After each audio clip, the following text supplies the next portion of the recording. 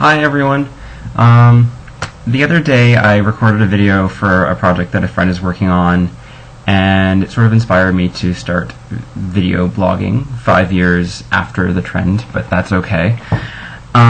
So as you all know, there's an election in Canada right now, and as somebody who's overseas, I'm in Sydney, Australia right now, I have to vote by mail, which I basically have to do before Wednesday, and it's now Monday here in Sydney.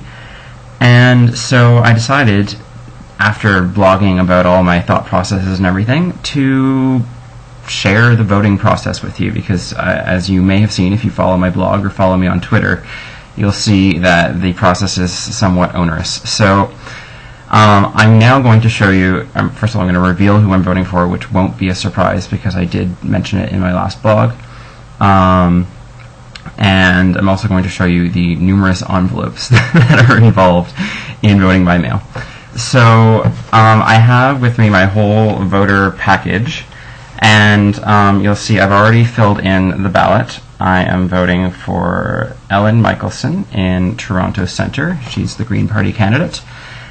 And the first step is to put it in the inner envelope, which I wish, there we go, we can see now.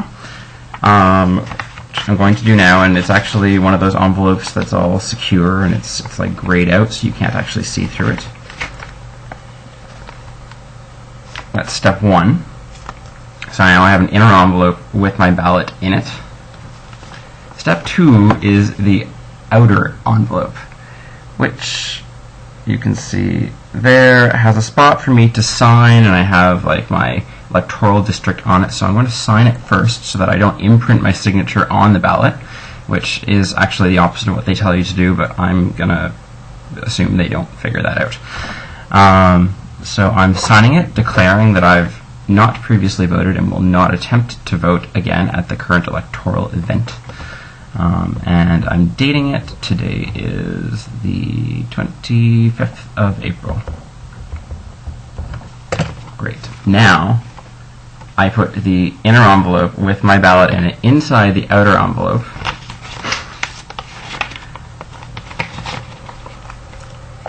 And seal that.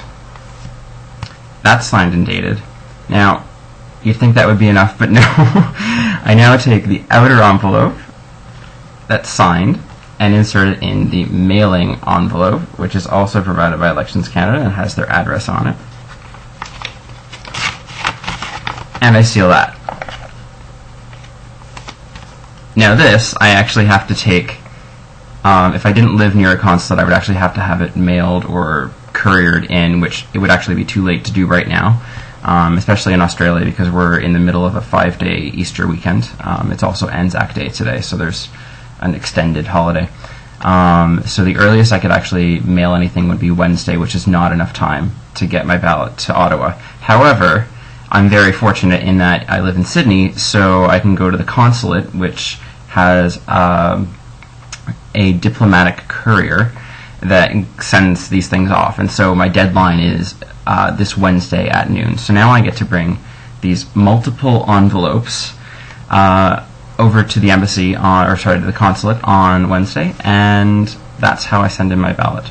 So anyone who was wondering about the sort of complicated process, it's not really that difficult to figure out, but it does seem kind of silly, and it is a good control, let's be honest, because that way, if I weren't blogging or video blogging my vote, it would actually be kept secret. So anyway, that's me and my nerdy political video blog. This is the first vlog that I've posted, and it could be the last. But anyway, it's good chatting, and I hope I get to see some of you back home in the next month or two. I'm back in June, so and I hope that the election turns out well. I do hope that the Conservatives don't have a majority, and as you'll see in some of my previous blog posts, I'm not contributing to that by voting for anybody because it doesn't matter. I live in Toronto Centre. Bob Ray will win anyway.